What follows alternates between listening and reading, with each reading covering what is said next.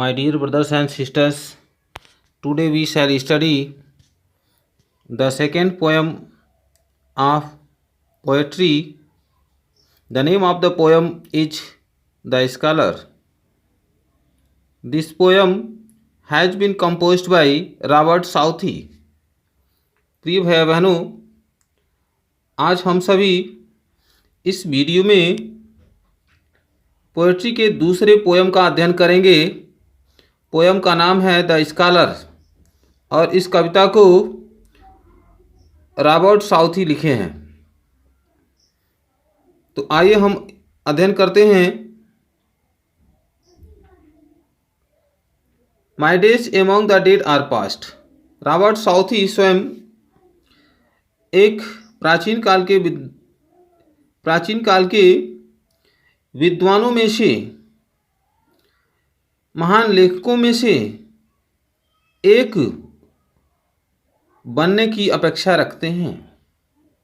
वे स्वयं एक महान विद्वानों की श्रेणी में आना चाहते हैं और वे प्राचीन काल के मृत लेखकों के द्वारा लिखी हुई पुस्तकों को ही पढ़ते हैं और उसे ही अपना मित्र समझते हैं।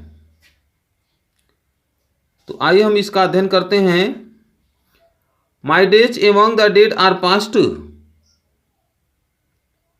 My days among the dead are past. My days का अर्थ है मेरे दिन। Among the dead are past. Dead मतलब मृत लेखकों के द्वारा लिखी हुई पुस्तकें। आर पास्ट यानी प्राचीन काल की, पहले की। तो पहले लाइन का अर्थ होगा कि my days among the dead are past. मेरे दिन प्राचीन काल के मृत लेखकों के द्वारा लिखी हुई पुस्तकों को पढ़ने में ही व्यतीत होता है।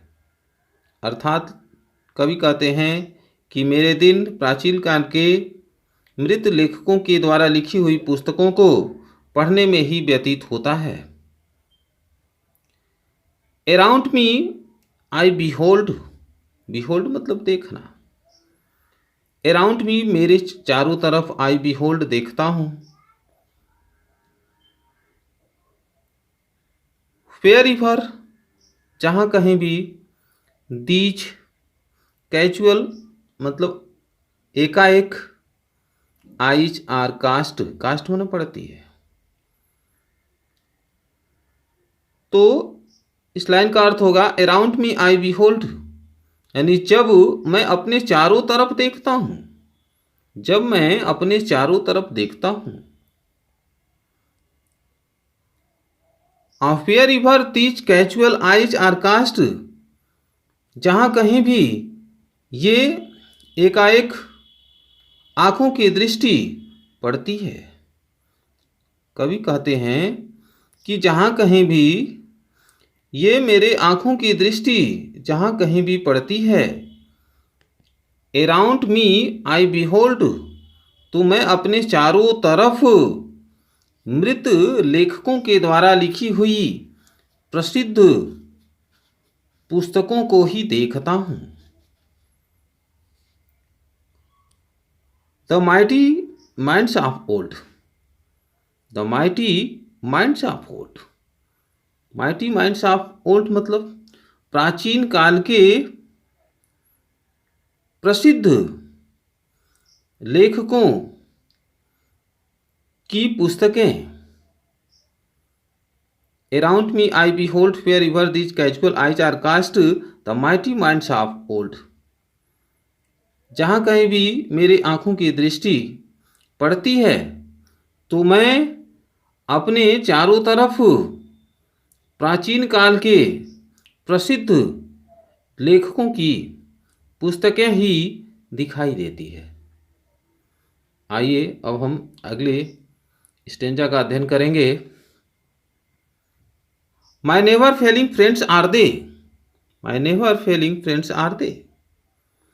कवि कहते हैं my never failing friends are they, वे पुस्तकें मेरी कभी समाप्त न होने वाली मित्र हैं। वे पुस्तकें जिनको मैं प्रतिदिन पढ़ता हूँ, वे पुस्तकें मेरे लिए कभी समाप्त न होने वाले मित्र के समान हैं। With whom I converse day by day, जिनके साथ मैं दिन प्रतिदिन बातें किया करता हूँ। यानी जिन पुस्तकों को पढ़ करके, जिन पुस्तकों से मैं दिन प्रतिदिन बातें किया करता हूँ। अर्थात कवि मृत लेखकों के पुस्तकों को पढ़ने में ही अपना समय व्यतीत करते हैं और पुस्तकों से ही दिन प्रतिदिन बातें किया करते हैं। With them I take delight in weal, कवि कहते हैं with them I take delight in weal, weal मतलब आनंद। विथ देम उनके साथ अर्थात पुस्तकों के साथ, पुस्तकों को पढ़ने से I take delight in weal, पुस्तकों को पढ़ने से पुस्तकों में जो आनंद मिलता है उससे आई टेक डिलाइट, मैं आनंद लेता हूँ। यानी पुस्तकों को पढ़ने से आनंद के समय में मैं आनंद ग्रहण करता हूँ, प्रसन्नता ग्रहण करता हूँ। एंड सीक रिलीफ इन वो, एंड सीक रिलीफ इन वो, और कष्ट के समय में, दुख के समय में मैं सांत्वना ढूंढता हूँ। लेखक मृत लेखकों के द्वारा लिखी हुई प्रसिद्ध पुस्तकों को पढ़ते हैं और उस पुस्तकों को पढ़ने में जब उन्हें आनंद मिलता है, आनंद के समय में उन्हें आनंद मिलता है और दुख के समय में सांत्वना ढूंढने का प्रयास करते हैं। And while I understand and feel, और जबकि मैं समझता हूँ और महसूस करता हूँ। कवि कहते हैं कि मैं उन पुस्तकों को पढ़ करके मैं समझता हूँ और यह महसूस करता हूँ कि how much to them I owe, कि मैं उनके प्रति कितना ऋणी हूँ, कितना कर्जदार हूँ। मैं उन पुस्तकों को पढ़ता हूँ और समझता हूँ, महसूस करता हूँ कि उन पुस्तकों के प्रति, उन मृत लेखकों के प्रसिद्ध पुस्तकों के प्रति मैं कितना ऋणी हूँ। और कवि अत्यंत भावुक हो जाते हैं। My cheeks have often been bedewed with tears of thoughtful gratitude. My cheeks यानी मेरे गाल, have often been bedewed, bedewed मतलब भीग जाते हैं।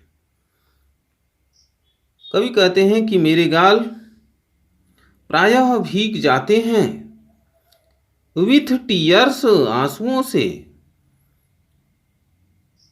विथ टीयर्स, कवि कहते हैं कि मेरे गाल आंसुओं से प्रायः भीग जाते हैं। ऑफ थॉटफुल ग्रेटिट्यूड यानी विचारमग्न कृतज्ञता के आंसुओं से मेरे गाल प्रायः भीग जाते हैं। अर्थात कवि उन प्राचीन काल के मृत लेखकों की लिखी हुई पुस्तकों के बारे में सोचते हैं और विचार करते हैं तो प्रायः विचारपूर्ण कृतज्ञता के आंसुओं से उनके गाल प्रायः भीग जाते हैं। अर्थात कवि अत्यंत भावुक हो जाते हैं और उनके गाल आंसुओं से भीग जाते हैं। अर्थात कवि की आंखों में उन मृत लेखकों के याद में, उनकी आंखों में आंसू छलक उठते हैं। प्रिय भैया बहनों, आज के वीडियो में ग्रेटिट्यूड तक पढ़ाया गया। अगले वीडियो में आपको इस पोयम का शेष भाग पढ़ाया जाएगा। अब जितना ये पढ़ाया गया इसका आप इंग्लिश एक्सप्लेनेशन भी आप समझ लेंगे। तो चलिए शुरू करते हैं। My days among the dead are past, इसका एक्सप्लेनेशन समझेंगे। The poet assumes the personality of a scholar. Here he describes scholar's love for books written by writers of the past. He wants to be a famous writer like ancient writers. A scholar passes his time in studying the books of famous writers who are dead.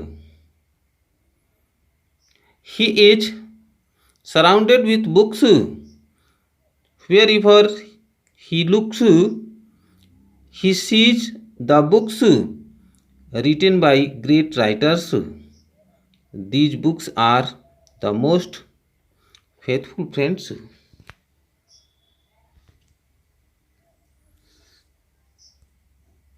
These books are faithful friends.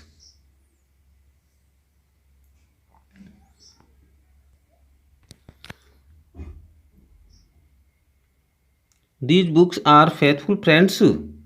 He can read them whenever he likes. In fact, he enjoys their company. A scholar gets joy by reading books in his good days. He gets comfort and consolation in his sorrow. In fact, the books are his good friends. He feels that he is very thankful to these books. Tears of deep thankfulness make his cheek wet. In this way, he pays a very high tribute to the memory of the great old writers. प्रिय भाई बहनों, इसका English में भी explanation बताया गया जिसको आप ध्यान से समझेंगे और इसका इंग्लिश एक्सप्लेनेशन करके सेंड करने का प्रयास करेंगे। आशा है कि आपको यह वीडियो पसंद आया होगा और समझ गए होंगे। अगर अच्छा लगे तो निश्चित रूप से लाइक और सब्सक्राइब करेंगे।